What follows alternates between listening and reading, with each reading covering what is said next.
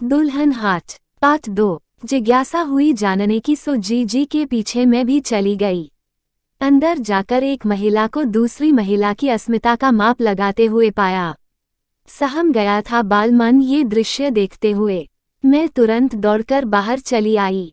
सहम कर अपने पापा के पीछे खड़ी हो गई, इस उम्मीद से शायद पापा के पीछे मैं सुरक्षित रहूंगी। लेकिन गलतफहमी ही थी ये मेरी। मैं समाज के जिस तबके से थी वहां कोई भी रिश्ता सुरक्षित नहीं था।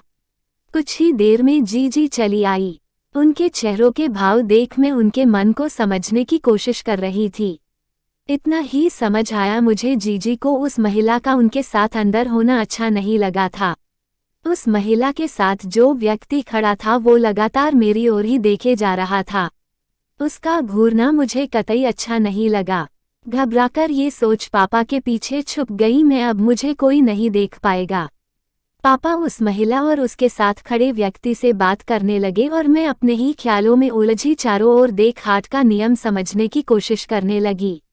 हाट का एक नियम मुझे समझ आया था, एक बार लड़की को उन चहारदीवारियों के अंदर जरूर जाना होता। मैं सोच में गुम थी, तभी कुछ ही देर में पापा की आवाज सुनाई दी। वो मुझसे कह रहे थे, श्यामली बहुत किस्मत वाली हो जो तुझे जीजी के साथ ही रहने को मिलेगा। अब तुम हमेशा अपनी जीजी के साथ ही रहोगी। सुनकर अच्छा लगा, लेकिन फिर मैं बाकी सबसे दूर हो जाऊंगी ये सोच मन डर से सिमट गया। उस आदमी ने पापा को भी एक लिफाफा थमाया जिसे पापा ने हंसते हुए थाम लिया।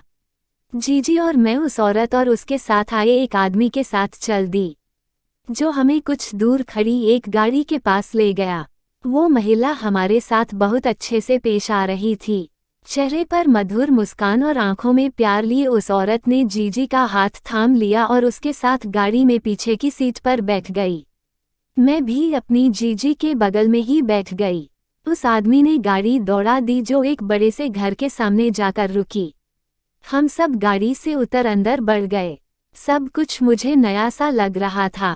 नया ही तो था, एक छोटे से मजदूर तबके की झोपड़ी से निकलकर अचानक से बड़े से घर में आना एक सपने जैसा ही तो था मेरे लिए।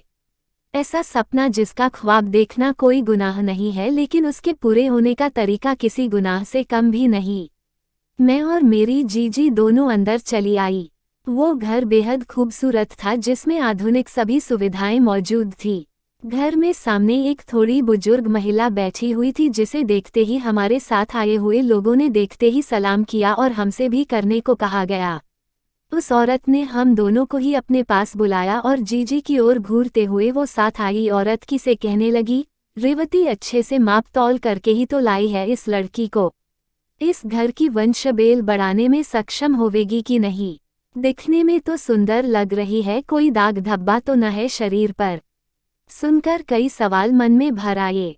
वो बूढ़ी औरत किस बारे में बात कर रही है और जीजी को उस घर में क्यों लेकर आए हैं? वही पता चला औरत का नाम रेवती है। जो उस बूढ़ी औरत से कह रही थी, सब देखभाल करके ही लाई हूँ इस मालिक की इस नई रखेल को। मालिक को भी ये ही भाई है। अब आप समय दिखवा लें अपने गुरु महाराज से, कब किस घड़ी और किस नक्षत्र में इसे मालिक के साथ कमरे में भेजना है। मैं उनकी बातें समझने की कोशिश कर इधर उधर देख रही थी। मुझे ऐसा लग रहा था जैसे अचानक से ही मेरी दुनिया बदल गई है। वहाँ उठने बैठने, खाने पीने से लेकर रहन सहन बात करने का तरीका सब बिल्कुल दूसरी दुनिया का लग रहा था मुझे। मैं सब समझने की कोशिश कर रही थी, तभी उस बूढ़ी औरत की आवाज़ सुनाई दी जो फ़ोन पर किसी से बात करते हुए कह रही थी, जी गुरुजी, जैसा आपने कहा वैसा ही किया गया है। दुल्हन वाले हाथ से छोरे के वास्ते लड़की चुनकर घर आ गई है। आप अब सही समय देखकर बता दो किस समय दोनों का मेल होना सही रहेगा। सुनकर मैंने जीजी की ओर देखा जो मेरे साथ ही घबराई सी खड़ी थी। शायद उन्हें समझ आ गया था वहाँ किस बारे में बातें हो रही थी। कुछ देर बात कर बूढ़ी औरत ने फ़ोन रख दिया और रेवती से कह उसे कमरे में ले जाने के लिए कहा। मैं भी जीजी के साथ जाने लगी तो मुझे वहीं खड़ा रहने के लिए कहा गया। बूढ़ी औरत को सुनकर ही मन डर गया। मुझे यहाँ क्यों रोक लिया गया? मैं वहीं एक ओर सिमट कर खड़ी रह गई। ये जो मेरी अबूझ पहेलियों की शुरुआत भर थी, मैं वहीं खड़ी थी, तभी नज़र एक बार फिर साथ आए व्यक्ति पर पड़ी जो अभी भी मुझे ही घूरे जा रहा था। उसके चेहरे के भावों को देख मन सहम गया मेरा। उस बूढ़ी औरत के कहने पर वो व्यक्ति वहां से चला गया और मैं वहीं खड़ी रह गई। कुछ देर बाद रेवती फिर से आई और मुझे अपने साथ ले गई। घर की साफ सफाई का काम मुझसे कराने लगी और मैं डरी सहमी उस कार्य को चुपचाप करने लगी। एक दिन कार्य करते हुए कानों में जीजी की चीखें सुनाई पड़ रही थी, जिन्हें सुन मैं उनके पास जाने के लिए बढ़ गई, लेकिन रेवती ने मुझे रोक दिया। नहीं समझ आया ऐसा क्यों किया उसने। बहुत गिड़गिड़ाई जीजी के पास जाने देने के लिए, लेकिन नहीं जाने दिया। धीरे धीरे ये रोज का सिलसिला बन गया था। बात बात पर डपटना, गलती होने पर समझाने की जगह हाथ उठा देना, घर के सारे काम करवाना रोज का काम हो गया था मेरा। धीरे धीरे वहां रहने से डरने लगी थी मैं और मेरी जीजी दोनों की दुनिया वही चारदीवारी बन गई थी। महीनों हो गए थे एक घर में रहते हुए भी मैं मेरी जीजी से नहीं मिल पाई थी। उनके बारे में कुछ खबर नहीं थी मुझे वो कैसी है। उनके कमरे में जाने की मुझे मनाही थी। एक दिन मैं घर पर कार्य कर रही थी, तभी मेरी निगाह दूर से घूर रही दो आंखों पर पड़ी। वासना से भरी उन आंखों को मैं अब तक नहीं भूल पाई हूँ। कुछ देर ताकते रहने के बाद वो आंखें वहां से चली गई, लेकिन मेरा मन सहम गया। उस दिन एक बार फिर रेवती मेरे पास आई थी और मुझे बना संवारने लगी। उस समय तक इतना तो मुझे समझ आ गया था कि ये बनाव श्रृंगार यूं ही तो नहीं किया जाता है, इसके पीछे भी कोई ना कोई वजह जरूर रहती है। मेरी जीजी को भी यूं ही बनाव श्रृंगार कर यहाँ लाया गया। उसके बाद से उन्हें कभी कमरे से बाहर नहीं निकलने दिया गया। हिम्मत कर मैंने रेवती से इस बारे में पूछा तो रेवती ने मुझे डपटते हुए कहा, तुम छोटे घर की लड़कियों के लिए सवाल पूछना उचित नहीं है। मैं चुप रह गई, नहीं समझ आया मुझे क्यों उचित नहीं है हमारा सवाल पूछना। और ये छोटा बड़ा तो घर ही होता है, इंसान तो एक ही जैसा होता है, वही हाड़मास का चमड़ी में लिपटा हुआ जिसकी रगों में लाल खून ही बहता है।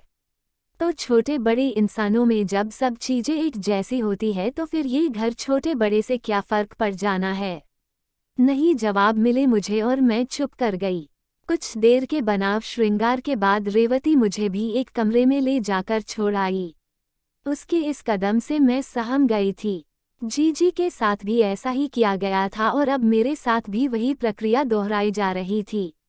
एक 11 बरस की लड़की जिसे कभी किसी ने सही गलत नहीं समझाया, कभी उसने स्कूल का मुंह नहीं देखा, उसे कैसे समझ आता अगले कुछ पलों में उसकी अस्मिता पर प्रहार होने को है।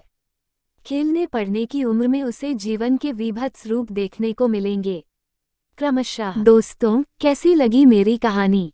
आशा करती हूँ अच्छी लगी होगी। Please like, share and subscribe my channel. Also don't forget to press the bell icon to get the notifications of all my stories.